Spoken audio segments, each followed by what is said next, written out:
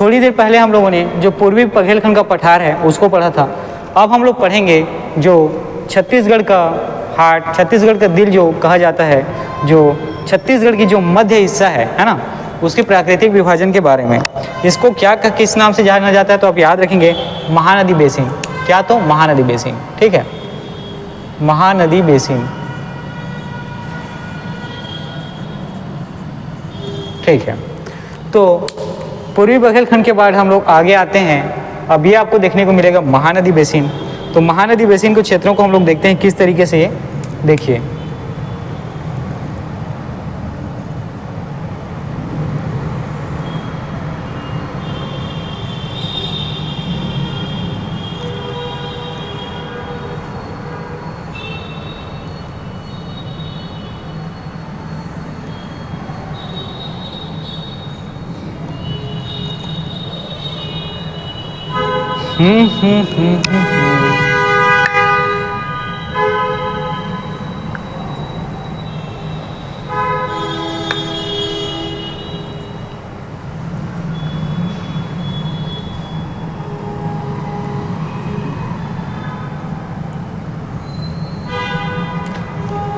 ठीक है, ये आपका बहुत बड़ा क्षेत्र जो है महानदी बेसिन के लिए आपको देखने को मिलता है। तो ठीक, चलिए हम लोग धमतरी वाले एरिया में चलते हैं। अब यहाँ से देखते हैं इसका फ्लो किस तरीके से आगे बढ़ता है। ठीक है, तो ये फ्लो आपको ऐसे होते हुए इस दिशा में जाते हुए देखने को मिलता है, और साथ ही एक फ्लो जो है यहाँ से इस तरीके से आगे बढ़ते हुए आपको दिखता है, और ये इस तरीके से आपको दौड़ते हुए देखने का है। ठीक है, ये इस तरीके से। चलिए देखते हैं, अब इसमें हम लोग कुछ चीज़ें है ना डिवाइड करने की कोशिश करते हैं। तो आप ये वाला जो क्षेत्र है इस तरीके से देख पाएंगे। ठीक है, इसको मैं अलग पेन से डायग्राम करता हूँ। ये जो क्षेत्र आप देख पाते हैं, आपको याद रखना है मैकल श्रेणी का भाग है। किसका? तो मैकल श्रेणी पर्वत का भाग है। ठीक है, किसका? तो मैकल श्रेणी पर्वत का। ठीक है, ये जो है मैकल पर्वत श्रेणी यहाँ पे होता है। उसके बाद आपको तुरंत देखने को मिलता है शिवनाथ के शिवनाथ पार का मैदान। ठीक, शिवनाथ पार का मैदान। ठीक है, इसी में फिर आपको देखने को मिलता है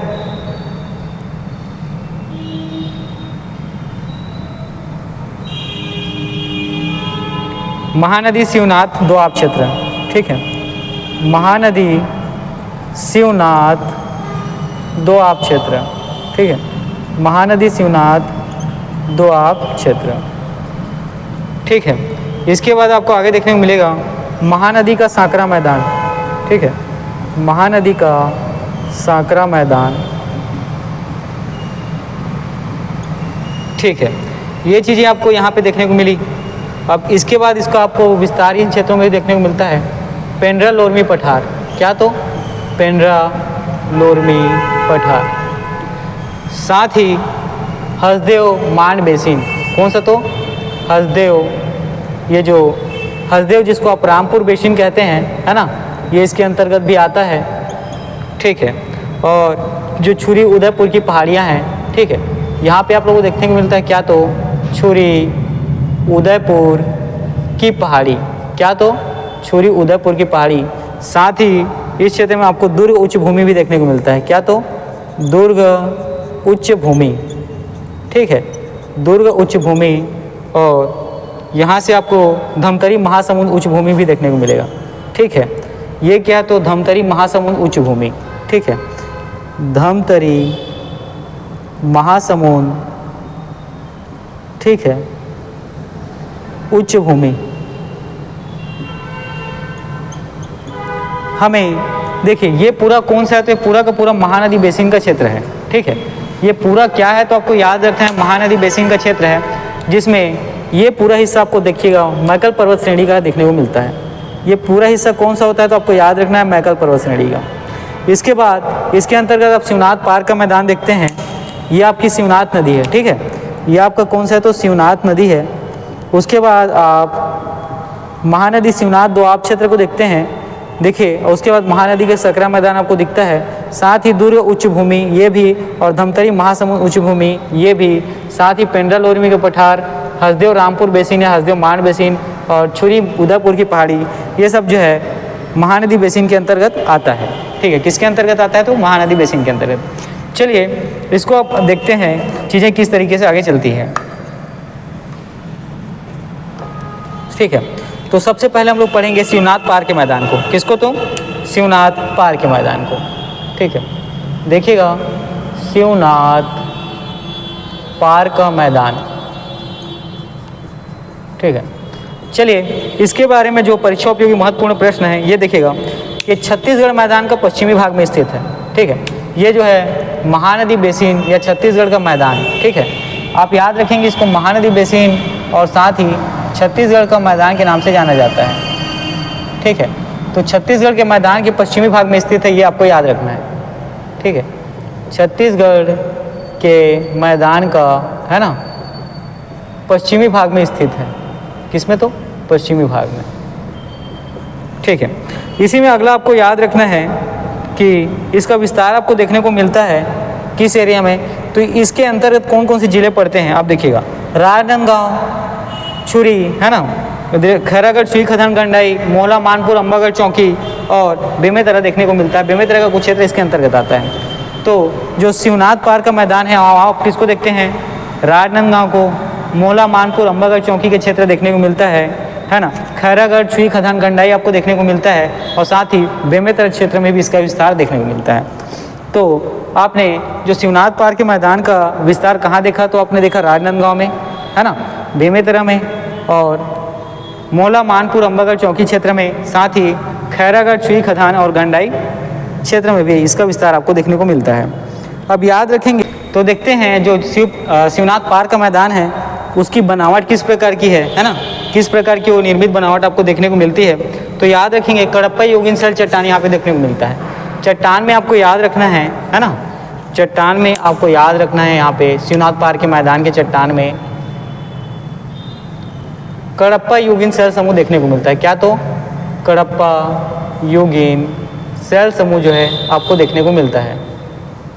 ठीक है, और इसी में आप लोग आगे बढ़ेंगे तो आपको देखने को मिलेगा कि यहाँ कौन सी मिट्टी, जैसे कि पूर्वी बघेलखंड के पठार में हम लोगों ने लाल पीली मिट्टी पढ़ा था, तो यहाँ की मिट्टी के बारे में देखेंगे आपको काली मिट्टी इस क्षेत्र में देखने को मिलता है।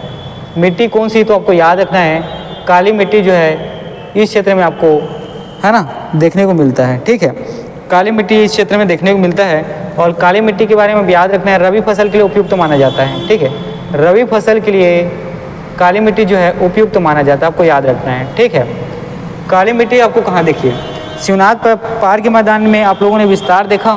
विस्तार कहाँ था? तो राजनांदगांव में, मोहला, मानपुर, अंबागढ़ चौकी में है ना, खैरागढ़, छुई, खदान, गंडाई वाले इलाके में और बेमेतरा में। साथ ही यहाँ जो आपको चट्टान देखने को मिला वो कौन सा था? तो कडप्पा है ना, कडप्पा योगिन शैल समूह यहाँ आपको देखने को मिलता है। और जो मिट्टी मिलती है वो काली मिट्टी देखने को मिलती है। काली मिट्टी के बारे में आपको याद रखना है काली मिट्टी जो रबी फसल के लिए उपयुक्त होता है। ठीक है, काली मिट्टी किसके लिए? तो रबी फसल के लिए उपयुक्त होता है। ठीक है, चलिए तो शिवनाथ पार के मैदान में केवल हमें इतनी ही बातें क्या करनी थी, याद रखनी थी। इससे जो अधिक चीज़ें हैं है ना वो क्या है परीक्षा उपयोगी उतनी नहीं है। चलिए इसके बाद हम लोग आगे बढ़ते हैं और देखेंगे जो शिवनाथ पार के मैदान के बाद महानदी शिवनाथ दोआब क्षेत्र। ठीक है, महानदी शिवनाथ दोआब क्षेत्र के बारे में। ठीक है, शिवनाथ महानदी दोआब क्षेत्र। ठीक है, शिवनाथ महानदी दोआब क्षेत्र के बारे में।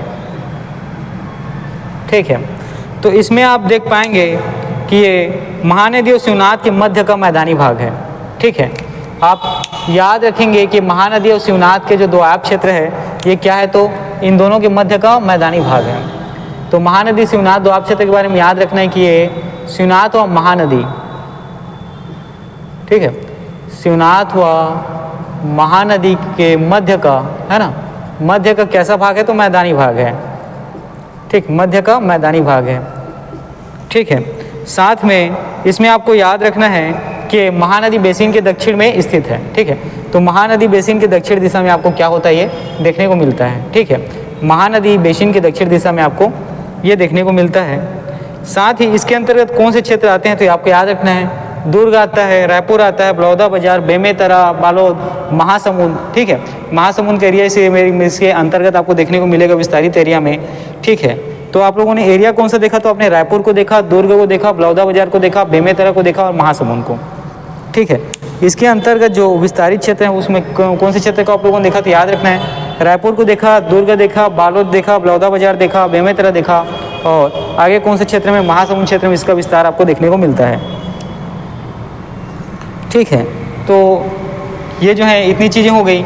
साथ ही इसका ढाल आपको याद रखना है, जो शिवनाथ महानदी दोआब क्षेत्र का ढाल अगर है तो ढाल जब हमारे पास है तो ढाल के बारे में आपको याद रखना है कि दक्षिण से उत्तर की ओर, है ना, दक्षिण से उत्तर की ओर इसका ढाल आपको मिलता है, ठीक है। दक्षिण से उत्तर की ओर इसका ढाल आपको देखने को मिलता है, ठीक है, दक्षिण से उत्तर की ओर। तो जो शिवनाथ महानदी दोआब क्षेत्र है इसमें बारे में आपको याद रखना है कि दक्षिण से उत्तर की ओर इसका जो ढाल आपको देखने को मिलेगा, ठीक है। तो दक्षिण से उत्तर की ओर इसका ढाल आपको देखने को मिलता है। साथ ही यहाँ काली मिट्टी, है ना, मिट्टी के बारे में मैंने क्या बताया था, देखिए हाँ, काली मिट्टी कहाँ पर पढ़े थे हम लोग, शिवनाथ पार्क के मैदान में, क्योंकि आसपास का एरिया है तो काली मिट्टी आपको शिवनाथ महानदी दोआब क्षेत्र में भी देखने को मिलता है। यहाँ जो मिट्टी है उसके बारे में हम लोग देखते हैं, है ना, शिवनाथ महानदी दोआब क्षेत्र की जो मिट्टी है इसके बारे में आप देखेंगे तो अब यहाँ पे भी आपको क्या देखने को मिलेगा, काली मिट्टी, ठीक है, काली मिट्टी, साथ ही मिश्रित मिट्टी, है ना, काली मिट्टी, मिश्रित मिट्टी और क्या जो महानदी दोआब वाला क्षेत्र है ना, नदी जाती है तो रेतीली मिट्टी भी आपको देखने को मिलती है यहाँ पे, क्या तो रेतीली मिट्टी भी देखने को आपको यहाँ से मिलती है, ठीक है। चलिए आगे बढ़ते हैं और देखते हैं, देखिए काली मिट्टी को इस क्षेत्र में, ठीक है, काली मिट्टी को इस क्षेत्र में कछार मिट्टी के नाम से जाना जाता है, ये इंपॉर्टेंट है, काली मिट्टी को इस क्षेत्र में कछार मिट्टी के नाम से जाना जाता है, ठीक है। इसी में चलिए आगे बढ़ते हैं और देखेंगे यहाँ पे आपको कौन से खनिज देखने को मिलते हैं, इस क्षेत्र में आपको कौन से खनिज देखने को मिलेंगे तो आपको देखिए याद रखिएगा, चूना पत्थर इस क्षेत्र का प्रमुख खनिज है, ठीक है। इस क्षेत्र के अंतर्गत आपको चूना पत्थर जो है देखने को मिलता है, ठीक है। और साथ ही महानदी जो याद रखना है वो आपको, महानदी शिवनाथ दोआब क्षेत्र के मध्य से, इसके मध्य से खारून नदी गुजरती है, ठीक है। इसके मध्य से कौन सी नदी, तो खारून नदी गुजरती है, ठीक है। इसके मध्य से कौन सी नदी, तो खारून नदी गुजरती है। इन सब चीज़ों को भी आप याद रखेंगे, ठीक है। तो देखिए आप लोगों ने क्या देखा, जो महानदी है ना, महानदी शिवनाथ दोआब क्षेत्र है, इसके मध्य का भाग कैसा है, तो मैदानी भाग है, मध्य से खारून नदी गुजरती है, साथ ही ढाल जो है दक्षिण से उत्तर की ओर है, ढाल जो है दक्षिण से उत्तर की ओर है। मिट्टी आपको काली मिट्टी इस क्षेत्र में भी देखने को मिलती है, यहाँ भी काली मिट्टी, साथ ही नदी के आसपास का क्षेत्र है तो रेतीली मिट्टी भी आपको देखने को मिलता है। साथ ही इस क्षेत्र का जो प्रमुख खनिज क्या कौन सा है तो आपको याद रखना है, चूना पत्थर प्रमुख खनिज है, ठीक है। तो ये हो गया शिवनाथ महानदी दोआब क्षेत्र के बारे में। और इसके पहले हम लोगों ने क्या देखा था, शिवनाथ पार्क के मैदान के बारे में, ठीक है, शिवनाथ पार्क के मैदान के बारे में देखा था। चलिए आगे बढ़ते हैं और अगला जो है देखते हैं इसी में। तो देखिए अब यहाँ पे इतनी चीज़ें हो गई, अब इसके बाद हम लोग कुछ इंपॉर्टेंट चीज़ें और हैं, है ना, जो क्षेत्र विशेष में उसको देखते हैं। तो ये देखते हैं हसदेव मान क्षेत्र में, ठीक है, कहाँ, तो हसदेव मान क्षेत्र में।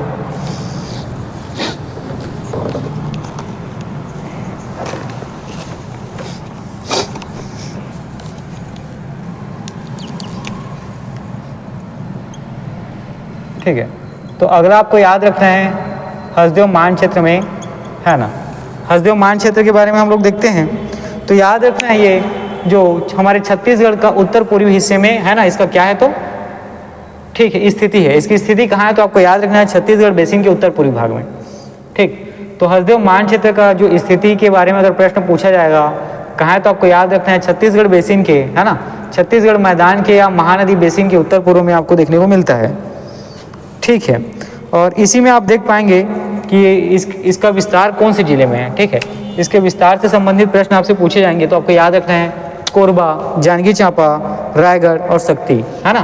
तो हसदेव मान बेसिन उस एरिया, जहाँ पे मैं हसदेव रामपुर बेसिन लिखा हुआ हूँ उस एरिया को देखेंगे तो कौन से जिले के अंतर्गत वो पूरा एरिया विस्तारित है तो आपको याद रखना है जांजगीर चांपा, कोरबा, रायगढ़ और शक्ति, ठीक है। चलिए आगे बढ़ते हैं और देखेंगे और जो ये हसदेव मान का जो क्षेत्र है ये आपको जो है चावा ढाल, जिसको कुम्हार पहाड़ के नाम से जाना जाता है, और सारंगगढ़ पहाड़ी के मध्य में देखने को मिलेगा। ठीक है, तो हसदेव मान क्षेत्र की स्थिति के बारे में आपको बताता हूँ। ये आपको जो है चंवा ढाल, क्या तो चंवा ढाल है ना, चंवा ढाल, जिसको आप लोग एक दूसरे नाम से जानते हैं, जिसको कुम्हार पहाड़ कहा जाता है ना, जिसको कुम्हार पहाड़ कहा जाता है। तो चावा ढाल, कुम्हार पहाड़ वाह, ठीक है, जो सारंगगढ़ की पहाड़ी है उसके मध्य में आपको देखने को मिलता है। ठीक है, सारंगगढ़ पहाड़ी के मध्य में आपको देखने को मिलता है। ठीक है, तो हसदेव मान क्षेत्र में आप लोग क्या देख पाए कि जो चावा ढाल कुम्हार पहाड़ है वह सारंगगढ़ पहाड़ी के मध्य में हसदेव मान क्षेत्र आपको देखने को मिलता है।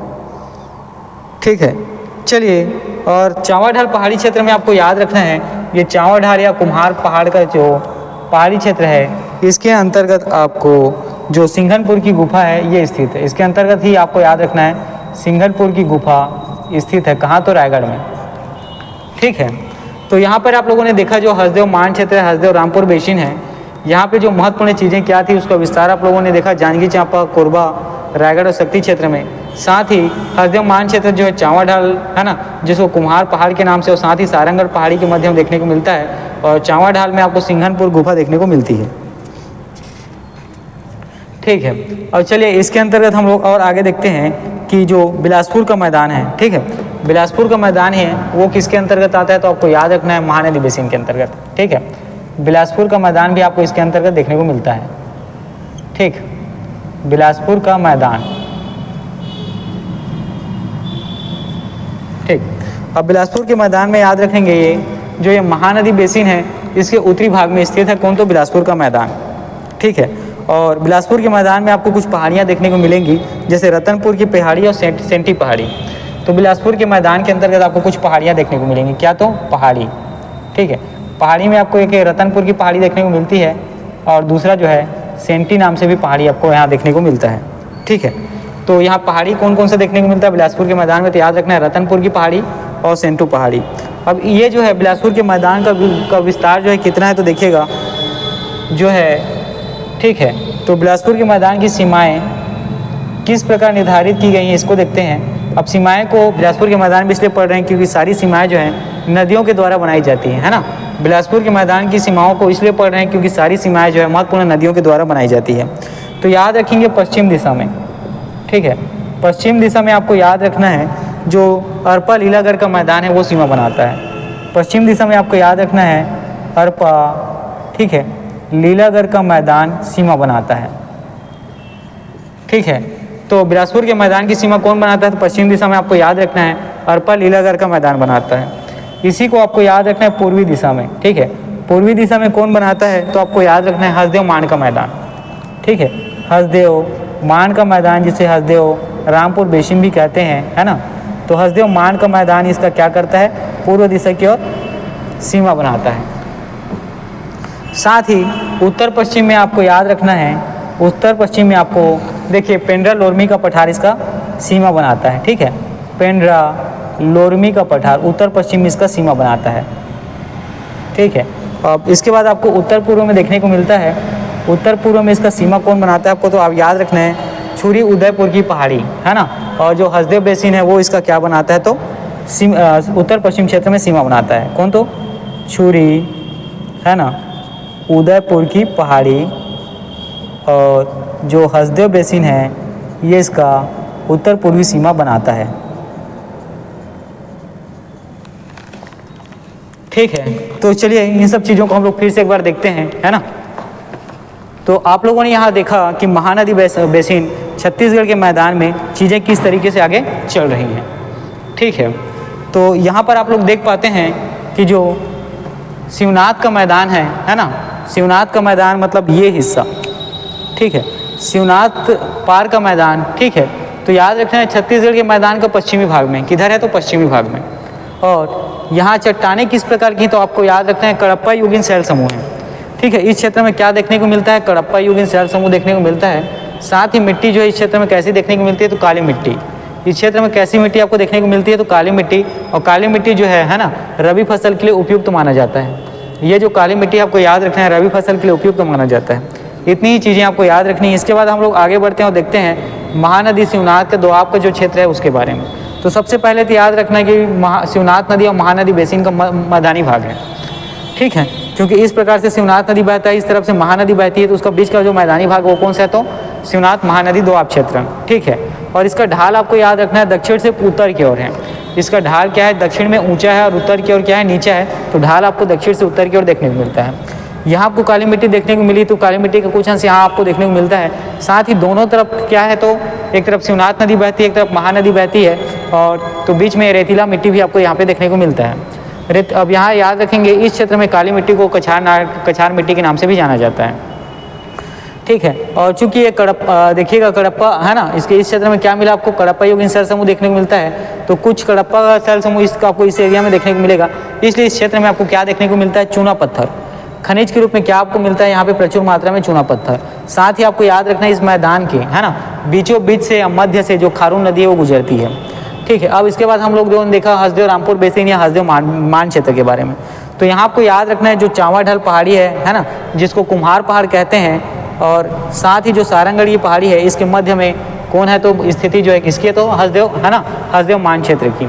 और यही जो चावा ढाल या कुम्हार पहाड़ है इसी में आपको सिंघनपुर गुफा देखने को मिलता है। इसके बाद हम लोग आगे बढ़े और देखें हम लोग बिलासपुर के मैदान के बारे में। तो बिलासपुर के मैदान में आपको याद रखना है पहाड़ी कौन सा देखने को मिलेंगे, तो रतनपुर और सेठी पहाड़ी, ठीक है। बिलासपुर के मैदान में आपको क्या देखने को मिलता है, पहाड़ी कौन सा, रतनपुर और सेठी पहाड़ी। अब देखिए बिलासपुर के मैदान में है ना, इसकी सीमाएं जो है अधिकतर नदियों के द्वारा क्या की जाती है, नदियों पहाड़ों और पठारों के द्वारा है ना तय की जाती है, इसलिए इसको पढ़ना क्या है, जरूरी हो जाता है। तो पश्चिम दिशा में इसकी सीमा कौन बनाती है, तो आपको याद रखना है अरपा लीलागार का जो मैदान है वो इसकी सीमा बनाती है। साथ ही इसकी पूर्वी सीमा कौन बनाती है, तो आपको याद रखना है हसदेव मान का क्षेत्र है ना, हसदेव मान का क्षेत्र जो है क्या करता है, तो इसकी पूर्वी सीमा बनाता है। उसी प्रकार जो उत्तर पश्चिम सीमा कौन बनाता है, आपको याद रखना है ये जो पेंड्रा लोरमी का पठार है ना, ये बीएसपी का मैदान है, ठीक है, ये बिलासपुर का मैदान है। अब देखेंगे आप यहाँ पे कि जो पेंड्रा लोरमी का पठार ये उत्तर पश्चिम सीमा को बनाता है। अब इसके बाद आपको याद रखना है कि इसका उत्तर पूर्वी सीमा कौन बनाता है, तो आपको याद रखेंगे ये छुरी उदयपुर की पहाड़ी जो है उत्तर पूर्वी सीमा को बनाती है, ठीक है। छुरी उदयपुर की पहाड़ी जो है इसका उत्तर पूर्वी सीमा को बनाती है, ठीक है। चलिए अब हम लोग देखेंगे जो उच्च भूमि है ना उसके बारे में, ठीक है।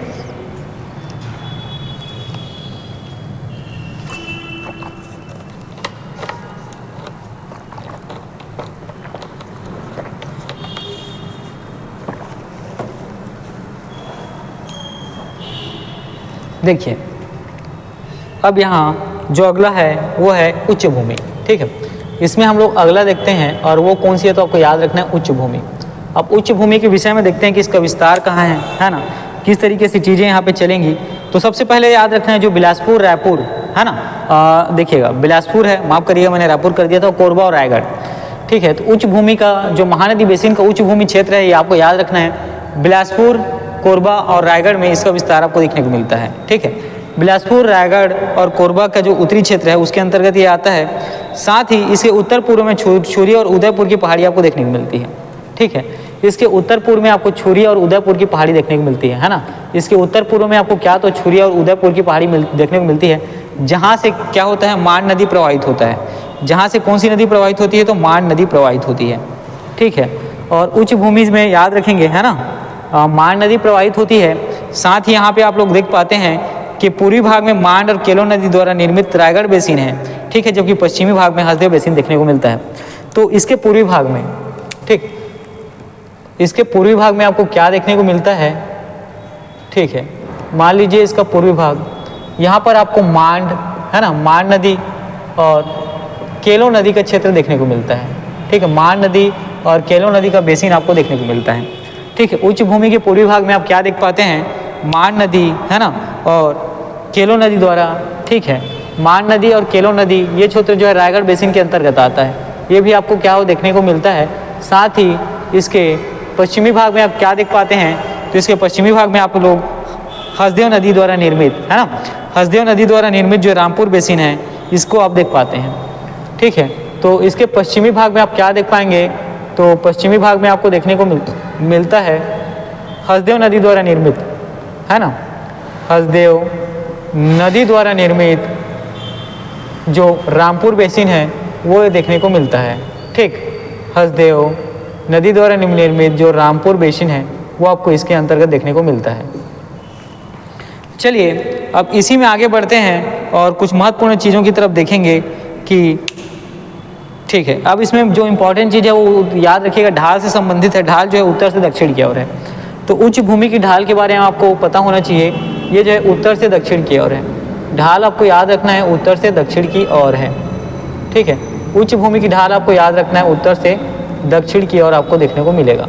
ये हो गए उच्च भूमि के बारे में। उच्च भूमि के बारे में सिर्फ आपको इतना याद रखना है कि क्षेत्र कौन सा है, तो बिलासपुर, कोरबा और रायगढ़ क्षेत्र के अंतर्गत आपको देखने को मिलता है। इसका जो पूर्वी भाग में जो है आपको देखने को मान नदी और साथ ही केलो नदी और रायगढ़ बेसिन के क्षेत्र को बनाते हैं। पश्चिमी भाग को आपको देखने को मिलता है हसदेव नदी के द्वारा निर्मित होता है ना, क्या रामपुर बेसिन वो देखने को मिलता है। साथ ही ढाल में आपको देखने को मिलता है कि उत्तर से दक्षिण की ओर इसकी ढाल होती है। ये हो गए उच्च भूमि के बारे में। अब हम लोग देखेंगे जो दक्षिणी भूमि है ना, ठीक है। अब हम लोग देखेंगे जो दक्षिणी भूमि है उसके बारे में, ठीक।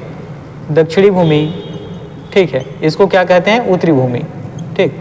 इसको क्या कहते हैं, उत्तरी भूमि, ठीक है। और देखिए यहाँ पे उच्च भूमि आपको देखने को मिलता है दुर्ग क्षेत्र में, ठीक है। दुर्ग क्षेत्र में साथ ही धमतरी महासमुंद क्षेत्र की जो उच्च भूमि है उसके बारे में देखेंगे, ठीक है। तो अब दक्षिणी भूमि के बारे में सबसे पहले तो इसका विस्तार आप लोग देखेंगे, तो इसका विस्तार आपको देखने को मिलता है दुर्ग जिले का दक्षिणी भाग, धमतरी, महासमुंद, गरियाबंद, इस क्षेत्र में इसका जो है विस्तार आपको देखने को मिलता है। दक्षिणी भूमि का विस्तार आपको कहाँ देखने को मिलेगा कि दुर्ग जिले के दक्षिणी भाग, गरियाबंद, धमतरी, है ना, गरियाबंद, धमतरी, महासमुंद क्षेत्र में इसका विस्तार आपको देखने को मिलता है। और साथ ही यहाँ पर ज़्यादा कुछ चीज़ें आपको इम्पोर्टेंट नहीं है, ठीक है। तो याद रखेंगे सिर्फ इसमें इसके अंतर्गत, है ना, जो खरखरा एवं तांदुला के मध्य कुटक राजहरा की पहाड़ी है, ठीक है।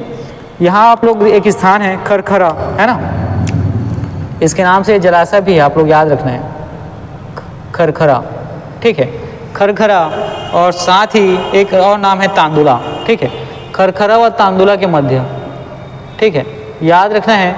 खरखरा व तांदुला के मध्य आपको दक्षिण भूमि में, है ना, दक्षिण भूमि में कुटक राजहरा की पहाड़ी देखने को मिलता है। क्या, तो कुटक राजहरा की पहाड़ी देखने को मिलता है, ठीक है। तो दक्षिणी भूमि में आप लोग क्या देख पाए कि जो खरखरा और तांदुला जो क्षेत्र है उसके बीच में कुटक राजहरा की पहाड़ी आपको देखने को मिलती है। साथ ही ये पहाड़ी जो है ना, जो कुटक राजहरा की पहाड़ी है, ये जो है लौ एस्क के लिए क्या है, तो प्रसिद्ध है। किस लिए, तो लौ एस्क निक्षेप के लिए प्रसिद्ध है, आपको याद रखना है, ठीक है। लौ एस्क निक्षेप के लिए प्रसिद्ध है ना। तो आप लोगों ने जो कुटक राजहरा की पहाड़ी देखा, आप लोगों ने जो कुटक राजहरा की पहाड़ी देखा, ये लौ निक्षेप के कारण क्या है, तो प्रसिद्ध है। साथ ही ये जो है जल विभाजक रेखा के तौर पे, है ना, इस क्षेत्र में आपको देखने को मिलेगा। साथ ही जल विभाजक रेखा के तौर पे इस क्षेत्र में देखने को मिलता है। ये जो है गोदावरी और शिवनाथ महानदी तंत्रों के बीच जल विभाजक रेखा निर्मित करती है। साथ ही आपको याद रखना है, ठीक है, गोदावरी और, ठीक है, गोदावरी और महानदी शिवनाथ नदी के बीच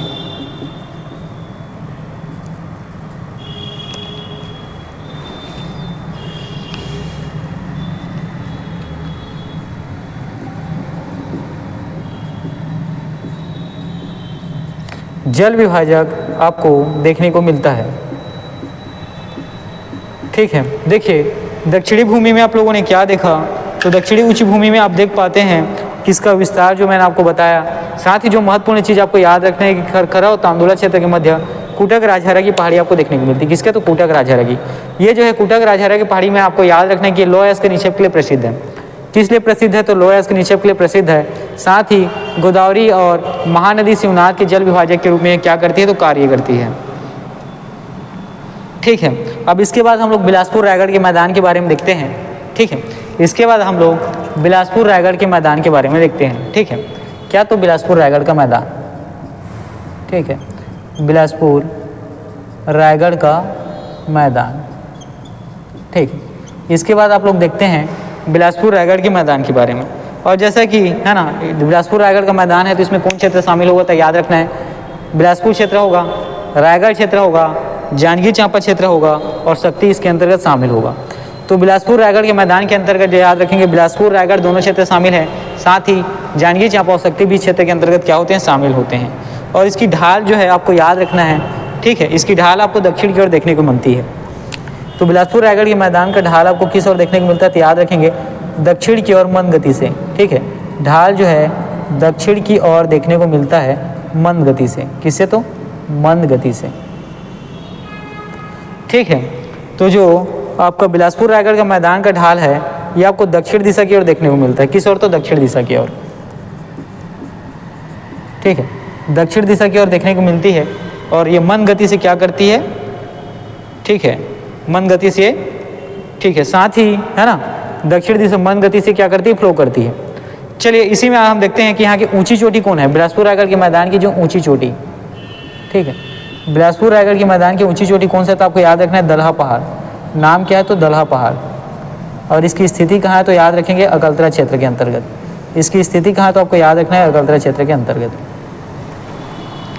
ठीक है। तो आप यहाँ पे देख पाएंगे जो बिलासपुर रायगढ़ का मैदान है वहाँ सिर्फ इतनी ही चीज़ें क्या है इंपॉर्टेंट है, ठीक है। तो बिलासपुर रायगढ़ के मैदान में आप लोगों ने क्या देखा, ढाल देखा दक्षिण दिशा की ओर है। ढाल की जो गति है वो याद रखेंगे मंद है। और चोटी जो है याद रखना है, यहाँ की ऊंची चोटी कौन है, दलहा पहाड़ है की चोटी है।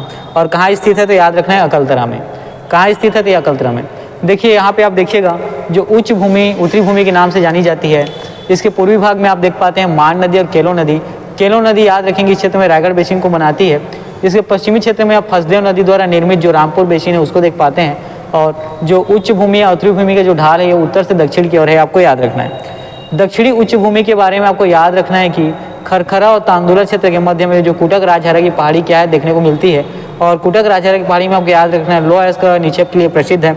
साथ में जो है गोदावरी नदी और महानदी शिवनाथ नदी के जल विभाजक के रूप में कार्य करती है।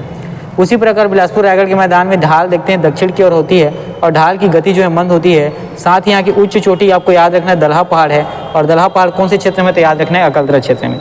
चलिए आज की क्लासेज जो है मैं आपको यहीं तक रखता हूँ। उसके बाद महानदी बेसिन से संबंधित अभी और भी चीज़ें बची हुई है जिसको हम लोग कल के क्लास में क्या करेंगे, कंटिन्यू करेंगे, ठीक है। चलिए।